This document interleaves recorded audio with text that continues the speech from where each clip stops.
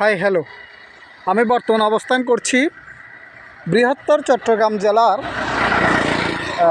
একটি উপজেলা, রাঙ্গুনি উপজেলা, যা চট্টগ্রাম জেলার মূল জেলা থেকে 24 কিলোমিটার পূর্বে। এটি বাংলাদেশের মধ্যে একটি সুপরিচিত এলাকা।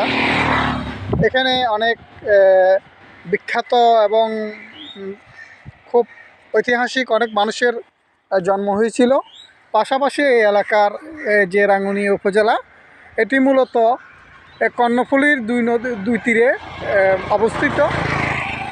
এছাড়া এখানকার পরিবেশ, এখানকার যে প্রাগৈতিহাসিক সাংস্কৃতিক পরিমণ্ডল সব মিলিয়ে একটি অনেক সুন্দর একটা এলাকা। আসার পথে, এই রাঙ্গুনি উপজেলা আসার পথে অনেকগুলো দিগন্তজোড়া মাঠ, দিগন্তজোড়া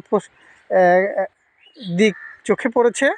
এখানে দেখেছে রাশি রাশি কৃষকরা তাদের শস্য ফলাদি উৎপাদন করছে, কৃষি নির্ভরও বলা যায়।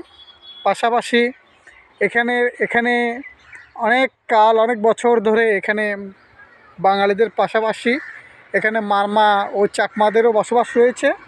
সেই সাথে এই রাঙ্গুনি উপজেলার যে